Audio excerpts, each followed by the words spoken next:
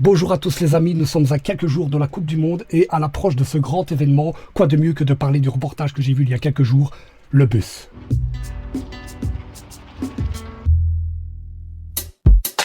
Avant de commencer cette vidéo, j'aimerais quand même dire aux Français que pendant que je regardais ce reportage, ça m'a fait quand même un petit pincement au cœur, je vous le cache pas.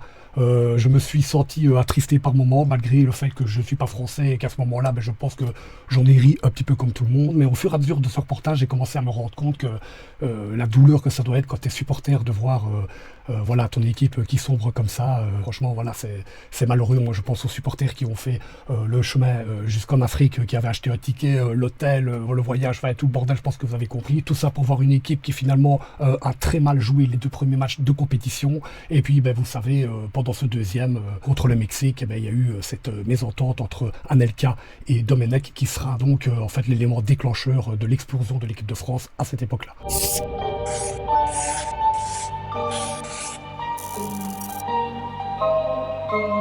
Alors pour moi déjà la première erreur, je ne vais pas vous étonner sur ce coup-là, je pense que vous le savez, c'est Domenech. Domenech n'aurait tout simplement pas dû rester en poste. On sait qu'il y a des histoires de copinage, j'ai entendu ça pendant le reportage, qui ont fait qu'il est resté à la tête de l'équipe. Mais c'est clair qu'après l'Euro 2008 catastrophique et sa demande en mariage d'Estelle Denis, alors qu'on lui pose la question de qu'est-ce qu'il ressent à ce moment-là, et sa seule réponse est je veux marier Estelle. Donc, voilà, devant des millions de Français qui attendent une réponse plutôt sur le sportif, on va dire ça, et lui, voilà, il vous sort ça. Donc déjà, voilà, tout ça, moi je trouve que c'était des erreurs, il n'aurait pas dû rester en poste, je pense que tout le monde est d'accord avec moi sur ce coup-là. En plus de ça, les qualifications étaient quand même assez catastrophiques, la France termine deuxième et se qualifie au barrage avec au passage cette fameuse main de Thierry Henry, donc là aussi c'était encore un scandale de plus autour de l'équipe. Voilà, déjà franchement, c'est un mondial qui pour moi commençait déjà très mal pour les Français. En plus de ça, il y avait une espèce de séparation entre l'équipe et la presse. Domenech ne voulait plus que la presse reste trop près des joueurs, sauf comme par hasard, le jour où il y aura le problème entre Domenech et Anelka.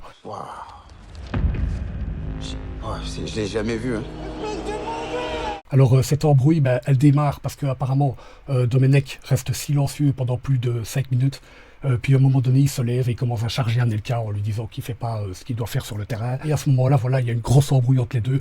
Ça crie, ça ne s'écoute pas. Et là, va sortir une phrase, sera complètement transformée par la presse, puisqu'évidemment, même Domenech admettra que ce n'est pas du tout la phrase que Anelka lui a dit à ce moment-là. Donc le problème, en fait, c'est plus la presse. C'est elle qui a foutu une pression inimaginable sur l'équipe. Et dans ces conditions, comment est-ce que vous voulez être concentré pour le dernier match où que vous devez absolument gagner si vous voulez tenter de vous qualifier? Le fiasco sud-africain tourne au cauchemar. Qu'est-ce qui se passe? C'est un communiqué des joueurs. Alors le passage qui moi m'a quand même un petit peu fait rire, je pense comme beaucoup de gens, c'est il m'a tutoyé. C'était la première fois qu'il faisait ça. Il m'a tutoyé.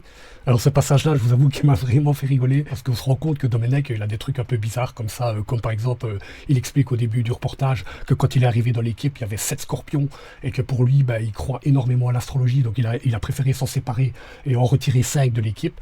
Donc déjà là, on se dit, ouais, il a quand même des idées un petit peu bizarres. Et alors aussi l'histoire, quand il y a eu l'embrouille entre Anelka et Domenech, apparemment, Patrice Evra voulait organiser une espèce de réunion entre les deux pour essayer de régler le problème, mais apparemment, de ce qu'il se dit, Raymond ne serait pas du tout descendu, il est resté dans sa chambre, il a dit c'est moi le coach et à eux de venir me trouver.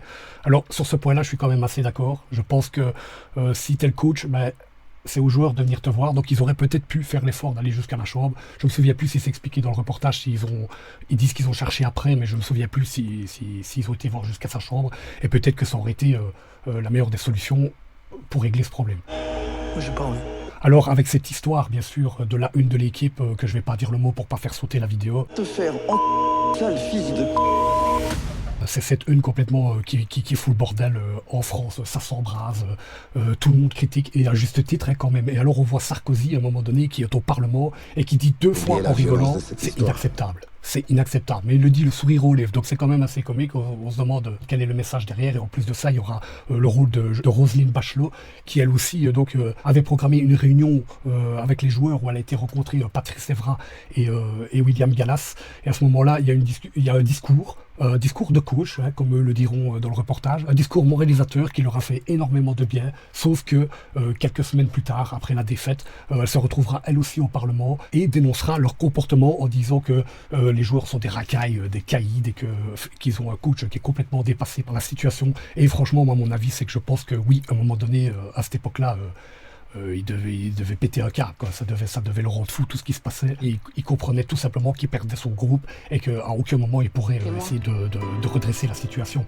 D'ailleurs, au dernier match, ce qu'il fera, c'est qu'il ne titularisera pas Patrice Evra. Là aussi, ce sera une espèce de fracture entre les deux hommes. Et en plus de ça, le résultat, c'est la défaite 1-2 que vous connaissez. C'est le seul but que marquera l'équipe de France dans ce mondial. Jamais une telle crise n'avait été vécue par le football français.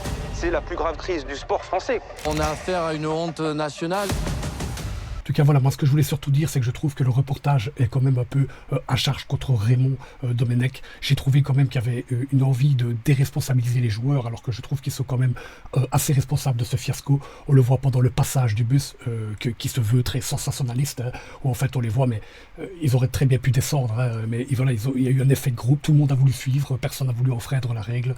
C'était leur manière pour eux de protester contre l'exclusion d'Anelka. Et moi je trouve qu'il va avoir après le pire des passages, c'est celui où Domenech arrache le papier des mains du gars de la presse, là, Manardo, et alors il va aller devant les caméras lire le mot des joueurs, et en fait à ce moment-là je pense qu'ils ne se rend même pas compte de ce qui vient de déclencher. C'est sa fille qui va lui dire le soir même, et il va se dire merde, qu'est-ce que j'ai fait, alors que voilà, c'était quand même assez compréhensible, tu t'adresses devant le monde entier, et en fait ça donne un peu l'image que tu étais en accord avec tout ça. Décidément, rien ne va plus au sein de l'équipe de France. Les Bleus se sont mis en grève.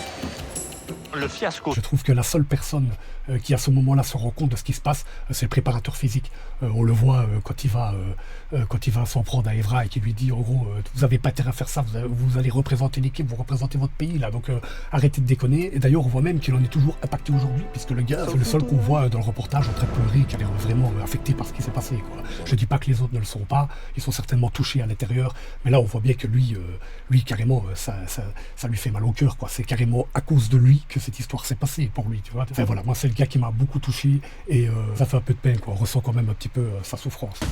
La rumeur d'un clash devient réalité. Pour conclure, comme je l'ai dit, je trouve que le reportage se veut très sensationnaliste. Il est quand même fort sur le dos de Domenech. Comme je l'ai dit tantôt, il déresponsabilise un peu les joueurs, alors que pour moi, ils sont tous responsables dans cette histoire. Ils sont tous aussi fautifs, tous aussi débiles même, j'oserais dire, parce que franchement, dans cette histoire, je trouve qu'il n'y en a pas un pour rattraper l'autre. J'ai jamais voulu en reparler. Et depuis, j'ai vu quelques interviews d'anciens joueurs, comme par exemple Mathieu Valbuena, qui explique que Domenech mangeait tout seul, par exemple. Voilà, ce genre de truc, ça montre déjà que l'entraîneur était complètement perdu avant ce mondial 2010. C'est un scandale. C'est du jamais vu. Le problème de l'équipe de France, c'est le traître qui est parmi nous. Ça, c'est 10% de ce qui va nous arriver. En fait, c'était carrément un échec de partir avec lui. Et pour moi, c'est là la faute la plus importante de toute cette histoire. Sans ça, je pense que ce serait jamais arrivé. Donc voilà les amis, j'espère que cette vidéo a été intéressante, j'espère que vous avez aimé ce reportage, parce que moi quelque part j'ai aimé ça, mais j'avais envie de vous donner aujourd'hui ce que je pensais, mon résumé, hein. Et donc voilà les amis, j'espère que tout va bien pour vous, je ne sais pas quand on sera, mais à la prochaine.